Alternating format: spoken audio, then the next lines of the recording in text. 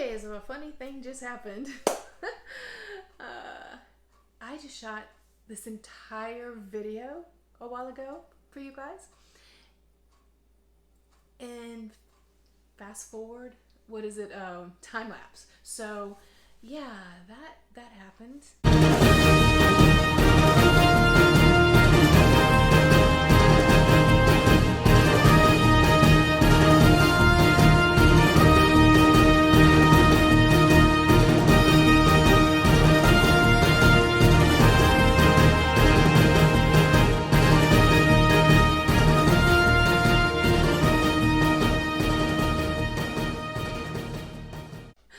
Brian told me to be myself. Well, that's who the hell I am.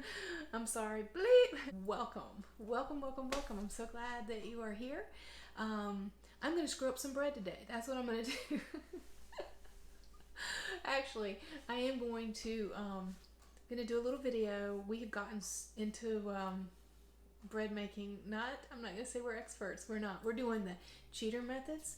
I am going to put a link in the description below for the ebook that we are using, because I can't give you this recipe because I didn't come up with this. This brilliant recipe came from a guy named Steve, he's absolutely brilliant with bread, and he knows how to make bread for people like me who, really don't cook very well most of the time. I'm gonna be honest with you, that smoke detector up there, that smoke detector up there goes off every time I cook. Every time I cook, it goes off. It'll probably go off when I'm baking this bread, so you guys can see that. But I'm no genius in the kitchen. My whole family can tell you that. I love to eat, but I'm not a great cook. But I can make this bread. That's how easy it is, and it's so delicious. So you guys have to try it too. Anyway, like I said, I'm gonna link Steve's book below. You can get I think there's a hardback, paperback, and the ebook. Also, did you guys notice I made my little shirt? But if you notice, my flamingo, he's like not in the center, so I'm having to fix him. I did measure, but somehow my flamingo ended up like off center. But I'm wearing it anyway because, that's how I roll. Okay, so let's make this bread in a really big hurry. First of all, you need some flour. You'll use all-purpose or self-rising. You need some water. It'll be cool. Add a little salt. Add a little yeast. Active yeast. The book tells you exactly what kind of yeast to use, so all that information is in the cookbook. Give it a stir. Add your flour, and we used all-purpose flour, but bread flour is best, but all-purpose flour is working fine for us. Put that in there, and notice I'm stirring it with the wrong end of the spoon. Well, that's what Steve says to do. He's got his reasons. I followed his directions, and bread turned out great. So now use your spatula, clean up your bowl. I don't know what the hell I'm saying here. Put some cellophane on and let this thing sit on your counter for 8 to 24 hours, and then we make bread tomorrow. Okay, everybody. We're back in the kitchen, and the bread has been sitting on the countertop for 8 to 24 hours, and it's doubled inside. We've got, see all those little bubbles? Focus. See all the little bubbles? So it's ready to go. This bread is, it's almost ready to go. So what we have to do to it next is we have to do it, Steve calls degassing the bread. Anyway, it sounds funny, doesn't it? But it's really simple. And then we let it sit for another 30 minutes, and then we bake. So I'm going to bring you over here with me. Come on over here so you can see what we're doing. All right.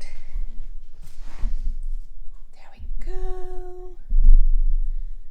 All right, so we're going to ooh, messy.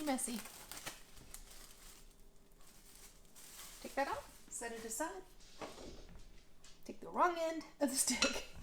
It's a spoon, but we're going to use the wrong end of it, and all you do is just pull the bread.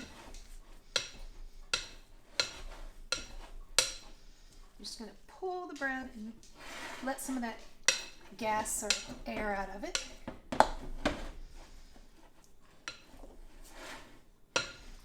And then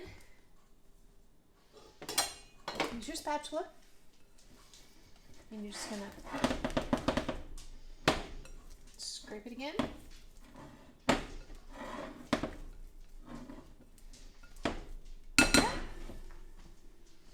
Now, I'm going to get a towel. We're going to cover it up. I'm back. So we're going to put a towel over this, and we're going to cover it and let it sit for 30 minutes. I'll set my timer.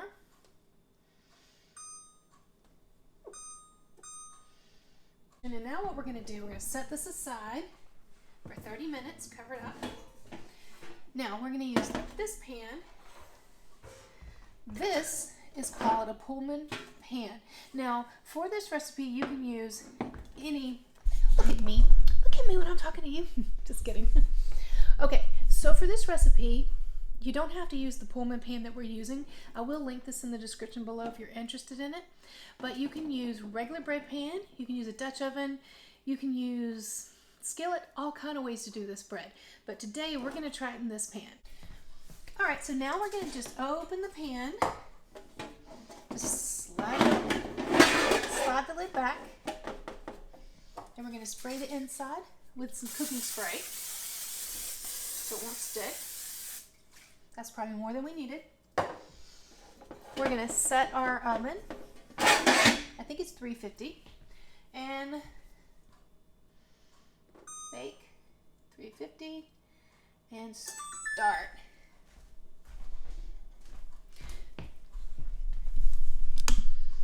So I'll be back in about 30 minutes for us to put the dough in the pan, in the oven, and then we'll cook it, and then it'll be yummy, yummy, yummy, yummy, yummy. Okay, so the bread is now out of the oven, and want to see it? There we go.